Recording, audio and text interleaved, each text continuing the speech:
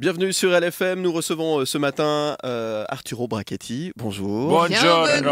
Buongiorno, merci d'être avec nous. On va parler de votre nouveau one-man show, Solo. Oui. Oui. Solo, qu'en italien, ça veut dire seul, mais pas seul. Non, vous n'êtes vraiment pas seul. Pas le pauvre, non, parce qu'on est 60 personnages. Oui, Enfin, je justement. fais 60 personnages et je suis en plus pas tout seul sur scène parce que j'ai aussi mon ombre qui me suit. C'est interprété par un acteur américain noir qui fait l'ombre et justement c'est une histoire parce qu'il y a quand même une histoire dans ce variété surréaliste magique et l'histoire de monsieur qui a 60 ans, moi, même si j'ai 13 ans dans la tête, donc j'ai une espèce de Peter Pan qui veut se détacher de son ombre, il veut voler, mais l'ombre est le rapport vers le bas. C'est une excuse pour faire beaucoup de numéros, beaucoup de transformations, beaucoup de magie. Ouais, vous parlez d'ombre justement, vous êtes l'homme qui change le plus vite que son ombre. Oui, j'ai appris en faisant l'amour sur l'ascenseur, tu vois.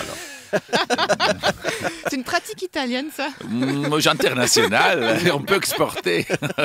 Non mais vous détenez d'ailleurs le record. Oui, je suis Guinness sur le Book, Guinness Book of Records, tu Mais vois. jamais égalé, quand Oui, même. on te donne une espèce de médaille fausse, de métal pas si noble, mais c'est bien, ça fait un beau effet sur le mur. Et surtout, oui, c'est une seconde et demie que je ne sais même pas, tu sais, une seconde et demie, tu fais tchac, tchac, le chronomètre est déjà parti, c'est déjà arrêté. Mais c'est pas ça seulement la surprise du spectacle, c'est que c'est un spectacle aussi poétique.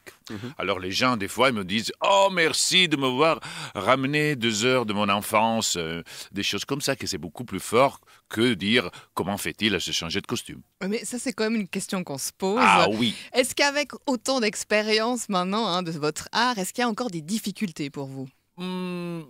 Tu sais, la grosse difficulté maintenant, c'est de trouver des nouveaux personnages parce qu'à la maison, j'ai 450 costumes, tu vois.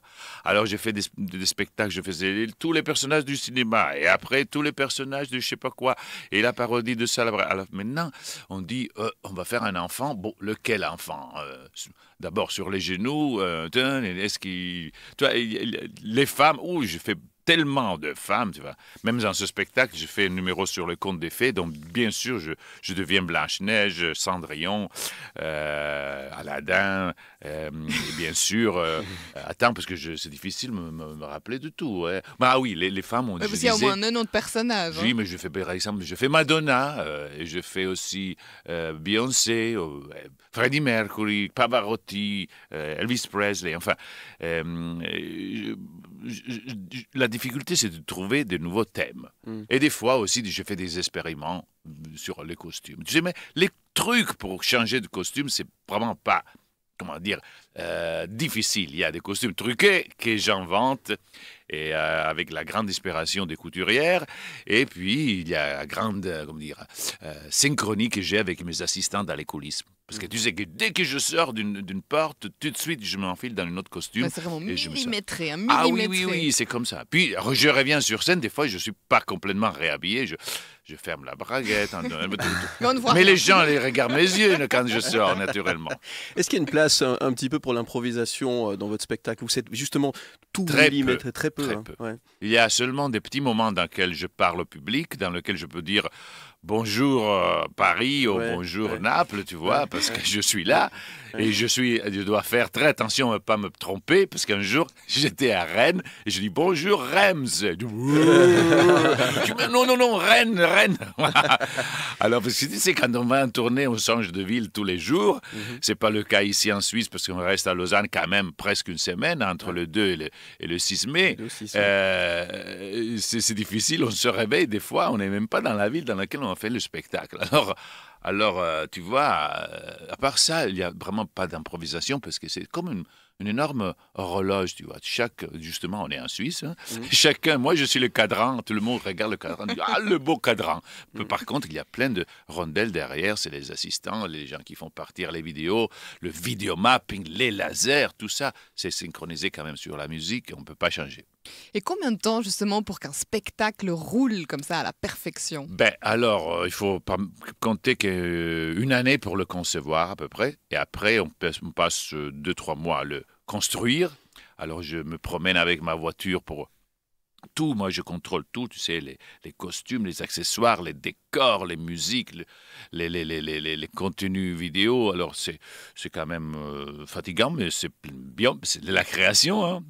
Et puis, il faut dire la vérité qu'un spectacle comme ça, ça se meilleur jour par jour. Parce que ça évolue encore. Ça évolue. Ouais. Alors, la 100e, c'est mieux que la première.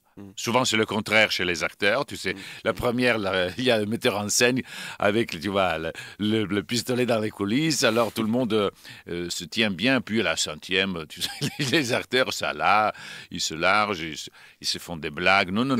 Mais je fais quoi? Les blagues contre moi-même? Non, alors... J'ai horreur, tu sais, les gens qui font les blagues au théâtre. On dit, oh, c'est la dernière, on va faire la blague. Non. Vous aimez bien tout contrôler, vous l'avez dit. Vous êtes un grand perfectionniste, un peu très pointueux, on peut dire ça. Oui, des fois, on a... T'as compris? Non. On a la mouche. Ouais, ça c'est important pour vous. Le moindre détail doit être sous par exemple, moi, tous les fois que j'en change de ville, je contrôle toutes les lumières. Et ça fait 270 lighting queues, tu vois, lumières, et donc je passe l'après-midi à contrôler les lumières. Donc chaque ville, je contrôle tout parce que bon, ça me plaît, c'est mon bébé. Hein. Ça doit être parfait. Ah oui, parce que quand même, tu sais, quand on dit c'est le meilleur au monde, le plus grand transformiste au monde, bien, tu sais, l'attente est tellement haute, et donc il faut la surprendre, il faut être mieux de ce que les gens attendent. Et il faut être strict jusqu'à son régime, hein, parce qu'avec ces costumes, on n'a pas le droit de prendre du poids. Bah oui, je fais des diètes, je fais des expériments de diète, je veux dire la vérité, mais maintenant, finalement, j'ai trouvé une diète qui marche, parce que c'est la diétologue de la Juventus de Turin, quand même, qui m'a fait 140 € pour dire bonjour. Voilà, vous mangez seulement du riz blanc. Merci. Je pouvais le faire moi-même, mais quand même, je bois du riz blanc, des légumes, de la viande. Et surtout, voilà, un des secrets, c'est de manger plusieurs fois par jour. Ça te donne de l'énergie sans grossir. Voilà, je te le dis gratuitement. Merci Arturo, merci. Merci beaucoup. Et le public suisse, alors 2 mots quand même pour le public suisse, vous le connaissez un petit peu? Le public suisse, c'est fantastique. Je ne dis pas ça parce que vous êtes là et je suis en Suisse. C'est vrai, tu sais, le public suisse, c'est un des meilleurs au monde, sinon pas le meilleur.